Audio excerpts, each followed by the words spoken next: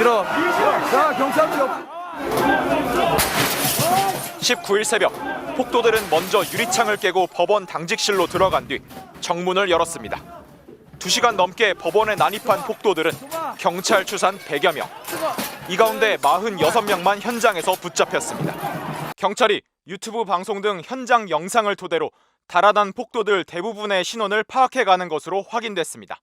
경찰 진압작전이 시작되기 전 슬쩍 빠져나간 수십 명이 대상으로 서울경찰청 형사기동대 5개 반을 투입해 가담 정도에 따라 차례로 체포할 방침입니다.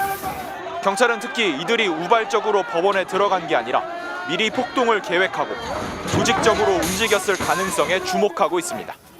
폭도들이 난입 직후 CCTV 저장 장치부터 물을 부어 망가뜨리고 미리 알고 있었던 듯 망설임 없이 7층 영장 전담판사 집무실로 향했기 때문입니다.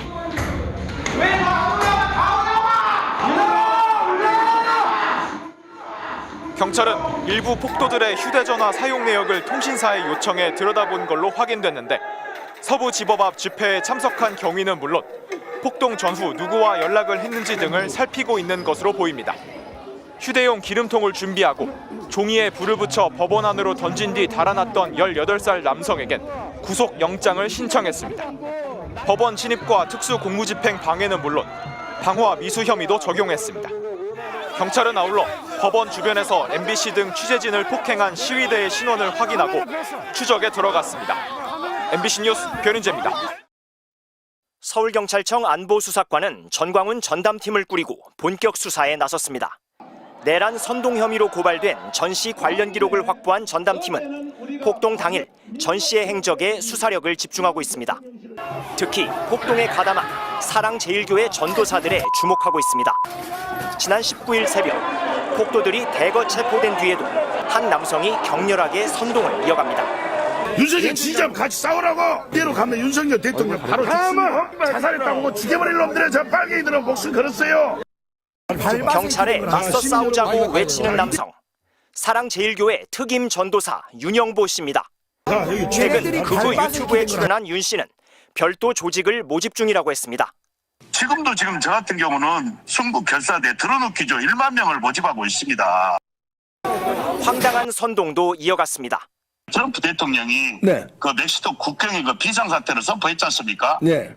대한민국에도요 지금 비상사태를 선포를 해야 된다 저는 이렇게 봅니다. 한국 군대 계엄 갖고는 안 되니까 그렇죠. 99명. 작전권에 의해서 미군에 의한 그런 계엄이 펼쳐져야 된다.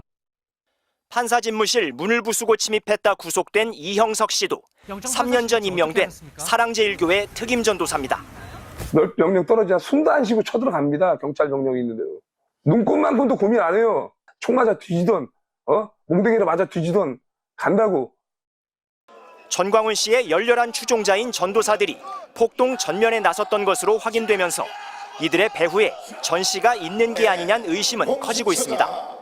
전 씨의 유튜브 방송에선 방화를 암시하는 듯한 과격한 언급이 나왔고 서부지방법원에 구속영장 청구하면 서부지방법원도 불 속에 넣어 태워버려야 한다 주여.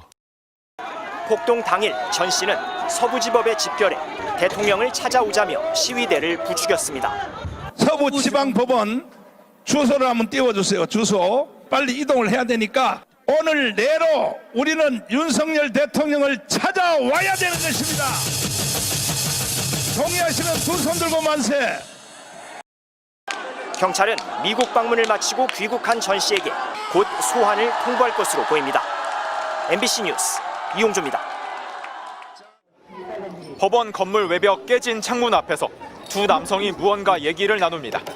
검은 코트를 입은 남성의 주머니에선 노란색 통이 보입니다. 잠시 뒤 주변을 두리번거리더니 노란 통을 꺼내 구멍을 뚫고 손으로 눌러 잘 나오는지 확인합니다.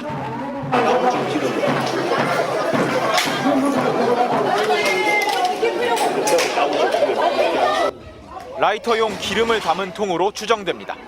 기름을 받은 남성은 깨진 창문으로 다가가 한참 동안을 법원 안으로 뿌립니다. 미리 준비한 듯 기름을 건넨 남성은 곧이어 라이터를 꺼내 종이에 불을 붙이고 법원 안쪽으로 집어던지고 자리를 뜹니다.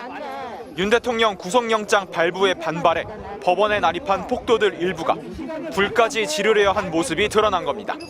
실제 불이 붙었는지는 확인되지 않았습니다.